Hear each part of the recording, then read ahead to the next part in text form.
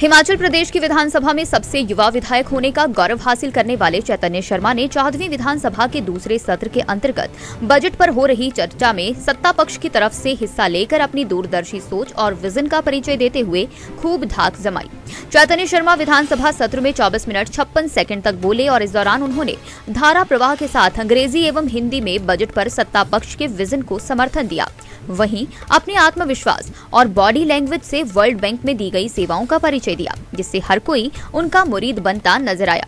गौर रहे विधायक चैतन्य शर्मा ने बजट में मुख्यमंत्री सुखविंदर सिंह सुक्खू की नीतियों का समर्थन करते हुए जहां इन्हें प्रभावशाली तरीके से लागू करने का आह्वान किया, वहीं इन्हें जिला ऊना विशेषकर गगरेट विधानसभा से जोड़ा ताकि गगरेट विधानसभा क्षेत्र में शिक्षा, स्वास्थ्य, सड़क के साथ साथ आम जनमानस का भी समग्र विकास हो सके।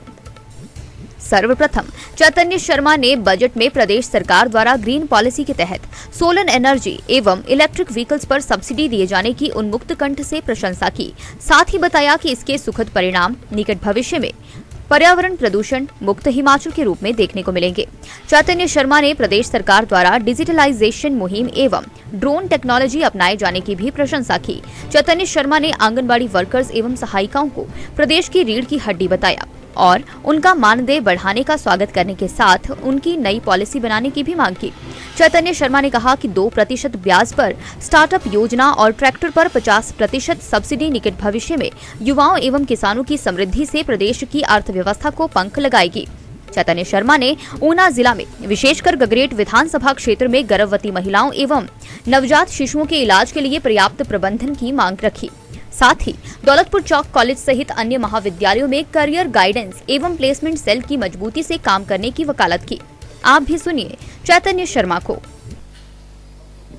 माननीय सभापति महोदय, आपने आज मेरे को इस बजट की डिस्कशन में पार्ट लेने का सौभाग्य दिया है। मैं आपका बहुत बहुत आभार व्यक्त करना चाहता हूं। साथ ही साथ में मैं माननीय मुख्यमंत्री जी को कांग्रेचुलेट करना चाहता हूं कि उन्होंने अपना एक बहुत ही सक्सेसफुल पहला बजट जो है वो स्टेट के हित में आज प्रस्तुत करा है। 3-4 इसमें मेन पॉइंट्स है जिसके ऊपर मैं अपने विचार रखना चाहूँगा। जैसा कि हमने डिफाइन करा है कि 2026 तक हम हिमाचल प्रदेश को एक ग्रीन एनर्जी स्टेट बनाएंगे और बार बार बात हो रही है सेंट्रल स्पॉन्सर्ड स्कीम्स की और सेंट्रल गवर्नमेंट का क्या विजन है। तो मेरे हिसाब से ये बहुत अच्छा इनिशिएटिव है जो सेंट्रल गवर्नमेंट ने भी लिया है। जहां तक ग्रीन हाइड्रोजन की पॉलिसी की बात है, मेरे ख्याल से हम सभी के लिए बहुत बड़ी सौभाग्य की बात है कि माननीय मुख्यमंत्री जी ने एक बहुत अच्छा इनिशिएटिव लिया है and following in the footsteps. मेरे ख्याल से जो हमने 2026 का लक्ष्य रखा है, we will be the front runners who would have successfully implemented both the state idea, both the central idea and also जो हमने अपना खुद का इसमें अपना खुद का निचोड़ बना के जो हमने यहाँ पर स्टेट इम्प्लीमेंटेशन के लिए अपनी पॉलिसीज बनाई हैं। बात करी गई है 40% सब्सिडी की सोलर एनर्जी के प्रोजेक्ट्स में। साथ साथ में मॉडल स्टेट बनाने की बात करी गई है। जहाँ तक इलेक्ट्रिकल व्हीकल्स की बात है, हमारे जितने भी private bus and truck operators हैं उनको 50 लाख की सब्सिडी देने की बात है। और जो ये सारी की सारी हमारी एक स्कीम है, मेरे ख्याल से इसमें सबसे ज्यादा इंपॉर्टेंट सभापति महोदय ये है कि जो इंफॉर्मेशन है, ये जो हमने स्कीम बनाई है, हमें इसको ट्रिकल डाउन करके एक लास्ट हर एक सिटीजन तक पहुंचाना बहुत ज्यादा जरूरी है। अभी मेरे रिस्पेक्टेड कॉलीग बात कर रहे थे जनमंच की, एक इनिशिएटिव जो प्रीवियस गवर्नमेंट ने शुरू करा था। विधायक बनने से पहले मेरे को अपने एरिया को जिला परिषद के माध्यम से भी रिप्रेजेंट करने का मौका मिला। मैं टाइम टू टाइम इस इनिशिएटिव का भी पार्ट लेता था। मैं इनिशिएटिव का क्रिटिसिज्म नहीं करूंगा, बट जो उसका इंप्लीमेंटेशन है और जो उसका आउटपुट है उसके ऊपर जरूर कमेंट करना चाहूंगा। अगर मैं सामान्य तौर पे उदाहरण के तौर पे आपको बताऊं, चाहे हमारी कोई भी डेवलपमेंट के हमारे जुड़े हुए हमारे डिपार्टमेंट्स हों, चाहे हमारे रेवेन्यू से जुड़े हुए हमारे डिपार्टमेंट्स हों, हमें प्रॉब्लम जो फेस होती है वो ये है कि जब एक ग्रीवियंस ऐसे किसी मंच के माध्यम से हम एडमिनिस्ट्रेशन को रखते हैं, प्रशासन को रखते हैं या शासन के रिप्रेजेंटेटिव्स को रखते हैं, उसके ऊपर कहीं ना कहीं हमारे सिटीजन्स को हल नहीं मिलता है। जैसे मैंने अभी हमारी ग्रीन एनर्जी के विजन के बारे में भी बात करी, हमने इनिशिएटिव बहुत अच्छा लिया है और हमारे सरकार को अभी मात्र सिर्फ 3 महीने हुए हैं। इसका सक्सेस जो है आपको अगले 1 साल में देखने को मिलेगा, क्योंकि जब हम ये सारी की सारी इंफॉर्मेशन स्कीम के अराउंड जो हमारी बेस्ड हमारी जो सोच है, जब वो हम एंड यूजर तक लेके जा पाएंगे, तभी वो उसके बारे में जो है उनको समझ आएगी क्या कि हमारी क्या विजन है, और तभी वो उसका लाभ जो है आगे उठा पाएंगे। सर, मेरा मानना है कि आज के टेक्नोलॉजी के इस युग में जो डेटा, इंफॉर्मेशन एंड नॉलेज का साइकिल है, उसको स्ट्रेंथन करना बहुत ज्यादा जरूरी है। जब तक गवर्नमेंट के पास कॉम्प्रिहेंसिव डेटा नहीं होगा, तब तक हम अपने सिटीजन्स को इंफॉर्मेशन नहीं दे पाएंगे, और जब तक हम उनको इंफॉर्मेशन नहीं दे पाएंगे, वो एक प्रकार से नॉलेज में नहीं कन्वर्ट हो पाएगी। सो जिस प्रकार से हमने यहां पर डिजिटाइजेशन पे एम्फेसिस दिया है अपने इस बजट पे, उसके ऊपर भी कमेंट करना बहुत ज्यादा जरूरी है। ई offices all around Himachal Pradesh बनाने की बात करी गई है। मुख्यमंत्री सेवा संकल्प हेल्पलाइन को आगे जो है फर्दर डेवलप करने की बात करी गई है। साथ साथ में मैं कमेंट भी करना चाहूंगा, जो हमारी हेल्पलाइन प्रीवियस गवर्नमेंट के माध्यम से चलाई गई थी, जैसे मैंने जनमंच के बारे में बोला, सेम इशू हमें उस हेल्पलाइन के माध्यम से भी फेस करने को मिलते थे। आप चाहे फोन नंबर पे कॉल करें, चाहे आप ईमेल के माध्यम से अपनी ग्रीवियंस जो है वो सरकार तक पहुंचाएं, परंतु उसके ऊपर एक्शन और इंप्लीमेंटेशन होने में बहुत बड़ा गैप था। अब जहां तक हमने बात करी है मोबाइल ऐप को लाने की, साथ साथ में चैटबॉट्स को इंट्रोड्यूस करने की, आई थिंक टेक्नोलॉजी का एक बहुत सिग्निफिकेंट रोल होने वाला है हमारी गवर्नमेंट की फंक्शनिंग में। और मेरा हमारे सारे विपक्ष के साथियों से भी अनुरोध रहेगा कि there is a lot of positive in the budget. आप सभी को जो है अपना रोल भी इसमें जो है कहीं ना कहीं आपको भागीदारी अपनी निभानी चाहिए। और जब तक हम सभी लोग मिलके, क्योंकि आपको, हमको, हम सभी को हमारे जो निर्वाचित क्षेत्र हैं, हमारे जो all the places that we come from, हमारी एक बहुत बड़ी रिस्पॉन्सिबिलिटी है टुवर्ड्स आवर पीपल। और जिस तरीके का पॉपुलेशन डेमोग्राफिक है हमारे स्टेट का आज की डेट में, एक जो हमारा ट्रायंगुलर बेस पॉपुलेशन जो हमारा कर्व है, उसमें हमारा जो यूथ है वो सोशल मीडिया के माध्यम से, मीडिया के माध्यम से टेक्नोलॉजी के साथ जुड़ा हुआ है। And if we are able to make that segue, अगर हम उनको उस इंफॉर्मेशन के साथ कनेक्ट कर पाएंगे, तो कहीं ना कहीं जो हमारे सरकारी इंस्टीट्यूशंस हैं वो उस यूथ को एम्पावर करने में बहुत बड़ा रोल प्ले कर सकते हैं। बात करी गई है ड्रोन यूजेज की, जीआईएस मैपिंग की, स्टेट डेटा सेंटर्स को स्ट्रेंथन करने की, हिम परिवार की बात करी गई है। ये एक बहुत अच्छा लॉडेबल स्टेप है। मैं माननीय मुख्यमंत्री जी का आभार व्यक्त करना चाहूंगा, क्योंकि जो हमारे अनसेंसिटाइज्ड लोग हैं, जो हमारे बिल्कुल ही ग्रामीण क्षेत्रों में रहते हैं, and I think if I can speak for everybody who is sitting in this august house today, around 80 to 85% of all our constituencies they are formed of a rural base. तो जब तक हम यहां पर एक कंसोलिडेशन नहीं कर सकते, तब तक हम प्रोग्रेसिवली अपनी फैमिलीज को, जो हमारी रूरल फैमिलीज हैं, उनको आगे बढ़ाने के लिए, उनको इंफॉर्मेशन के साथ कनेक्ट करने में कहीं ना कहीं कमजोर रहेंगे। तो जो हिम परिवार की बात करी गई है, वो भी एक बहुत अच्छा कदम है। हमारी कोऑपरेटिव सोसाइटीज को कंप्यूटराइज करने की भी बात करी गई है। I think it is very much the need of the hour. हमारी तो जो सेंट्रल गवर्नमेंट है, उसने पिछले कुछ सालों में ही एक मिनिस्ट्री ऑफ कोऑपरेशन सेटअप करा है। So I think this is a very good positive step in the right direction. I hope हमारे जो विपक्ष के साथी हैं वो भी इसमें हमारा सहयोग करेंगे। सभापति महोदय, जहां तक सैलरीज एंड इंसेंटिव्स की बात है, मैं उसके ऊपर भी कुछ विचार अपनी तरफ से रखना चाहूंगा। बजटरी कंस्ट्रेंट्स जो हैं वो विभिन्न प्रकार के हैं। टाइम एंड अगेन वो इस सदन में जो है with a lot of in depth analysis discuss भी होते हैं।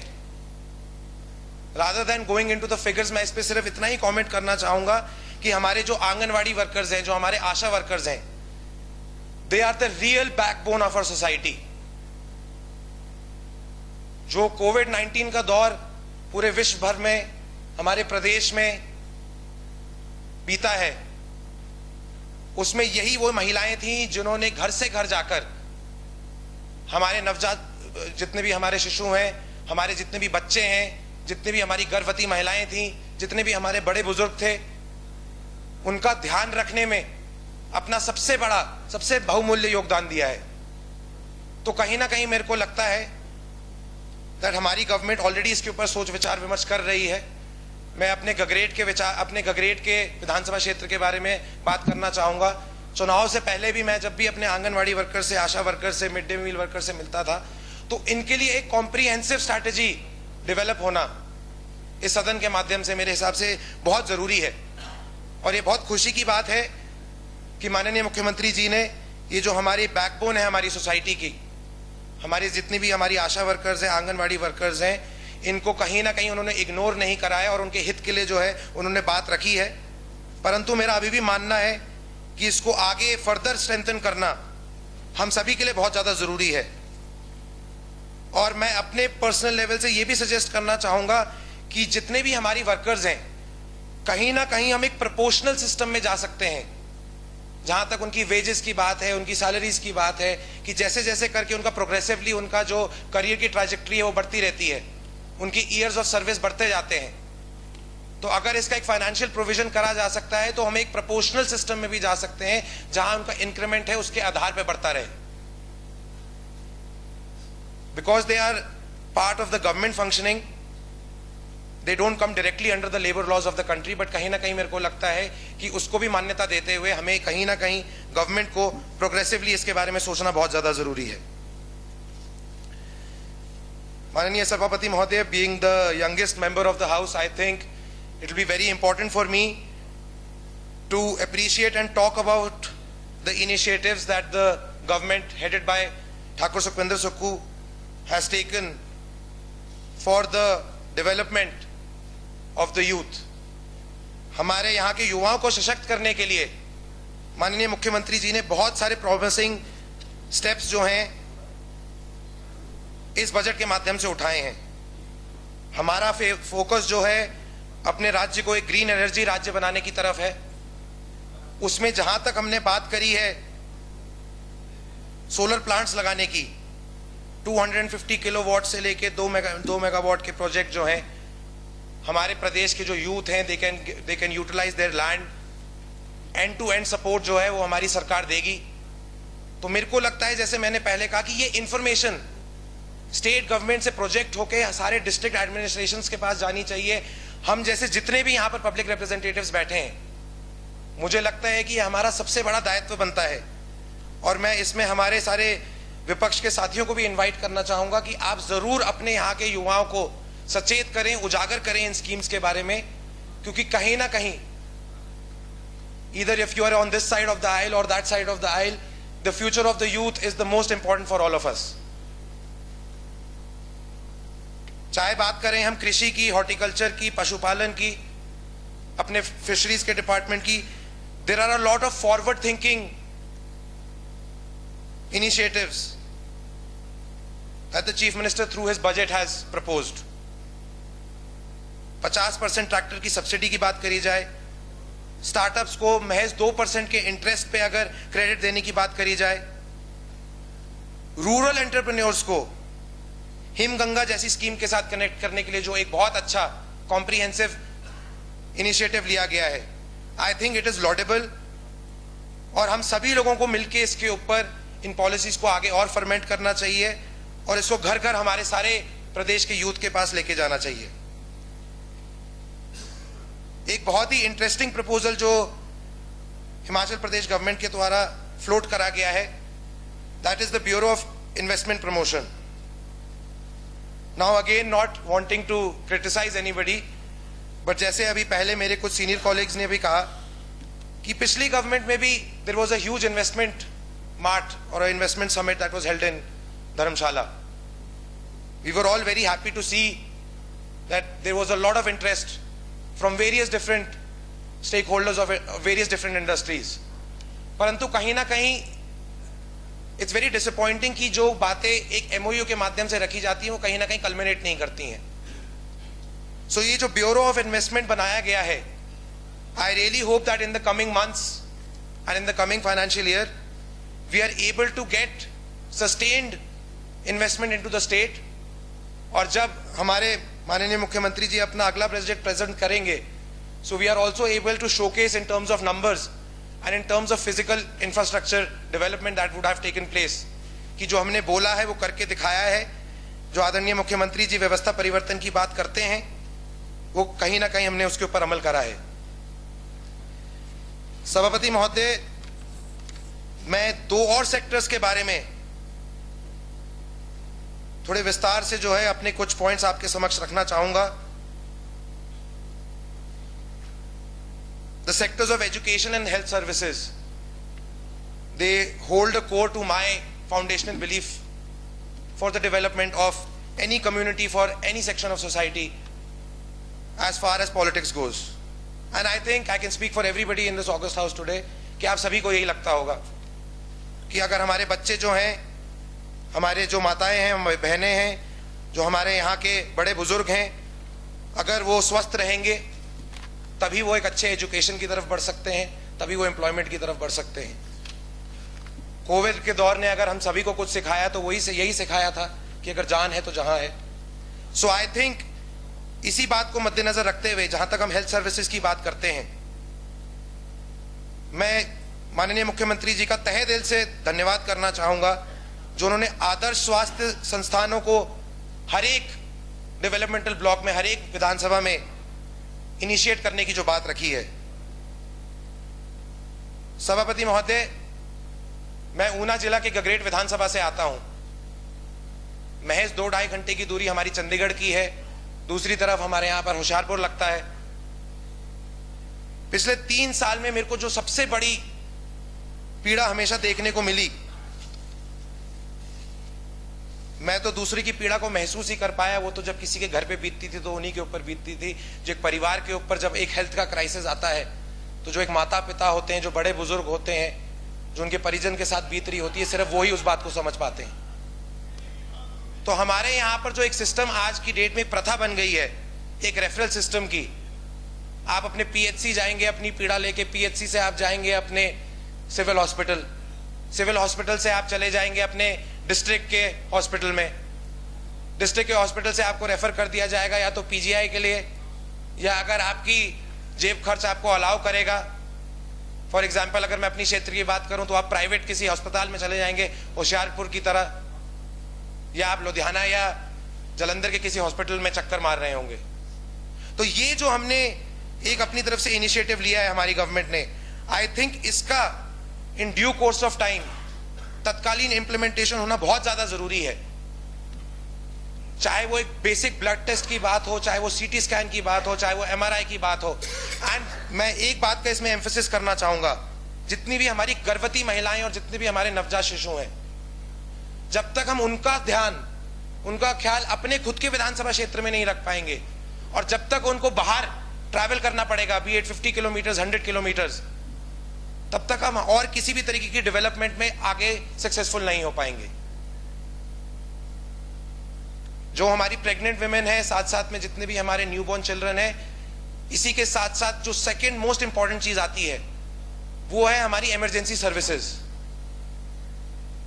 हम सभी के विधानसभा क्षेत्र में जब कोई एक्सीडेंट हो जाता है, एंड मैं अपने ऊना डिस्ट्रिक्ट की तो बात कर सकता हूं, अपने साथियों के तरफ से भी बोल सकता हूं कि आज की डेट में सबसे बड़ी अनफॉर्चुनेट परिस्थिति ये खड़ी हो रखी है हमारे सामने कि we always have to go outside the Vidhan Sabha, we have to even have the unfortunity of leaving the state.